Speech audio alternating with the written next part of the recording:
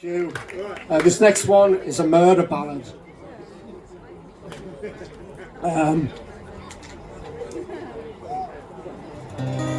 It's about a woman called Mary Ann Cotton, who was born about 3.5 miles from where I grew up, in County Durham. I grew up in a village called Sherburn, and about 3.5 miles from Sherburn is a village called Low Moorsley, or Pit Village. And this woman, Mary Ann Cotton, was born there in 1832. And she became more infamous as one of Britain's first female serial killers. So it tells you everything you need to know about where I grew up. And she used to poison her husbands and her children in order to claim the insurance money. And she was hanged in Durham jail at the age of 40 after killing 21 relatives, children and husbands. And about 10 years ago there was a TV series made about her. Some of you might have seen it. It was called Dark Angel. It starred an actress called Joanne Froggatt. I don't know if anybody ever saw it, but great programme about this woman. So this is the Ballad of Mary Ann Cotton.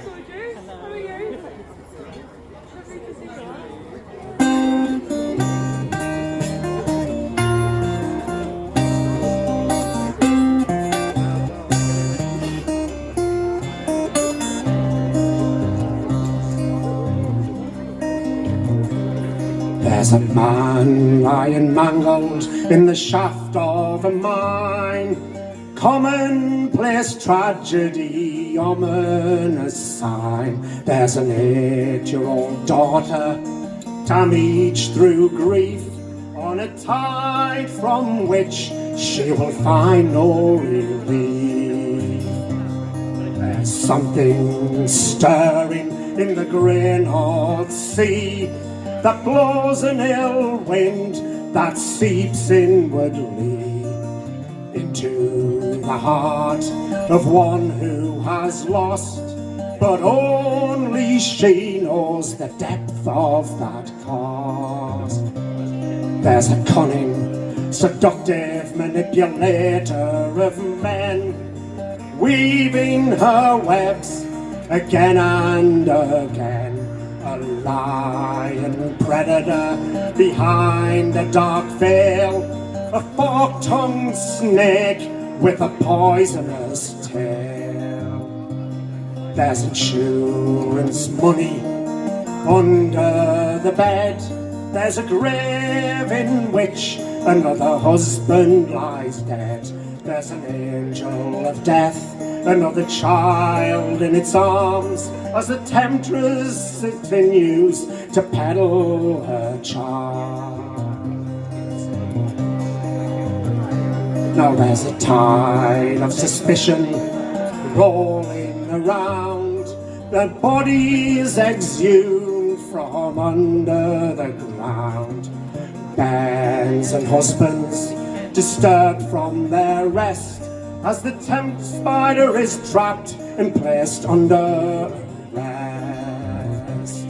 There's a baby suckling at its mother's breast in a crowded courtroom full of unrest, doomed from birth to become stigmatized, the motherless child of a murderous despise.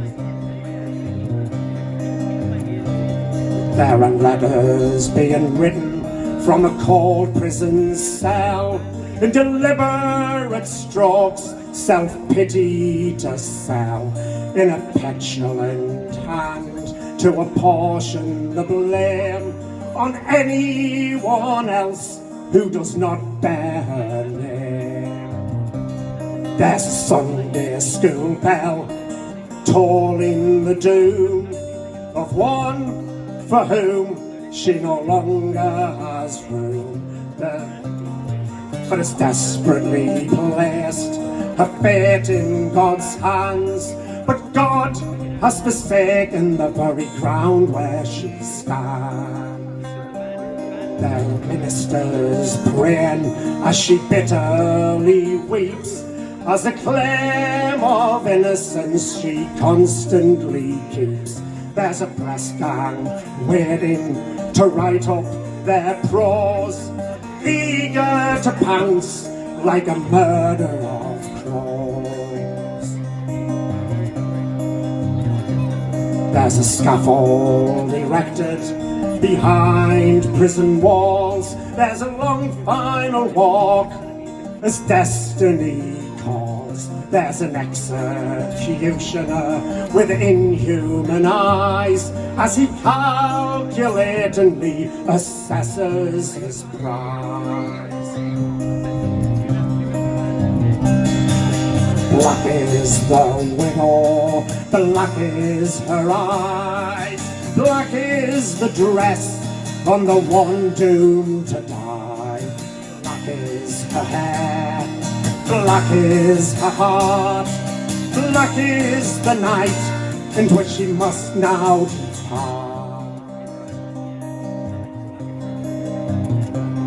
There's a black widow hanging from a fine thread, running on its back an hourglass of blood red.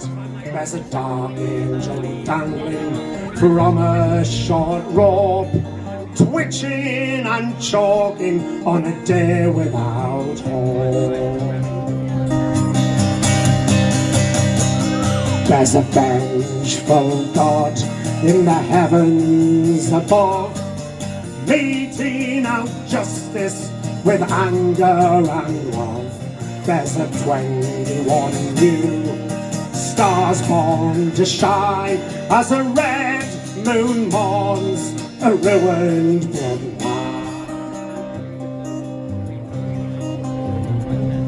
There's a group of children skipping to rhymes that tells the tale of her wicked crimes, while her restless dark spirit howls in hell for release from the sorrows from which she can never find peace.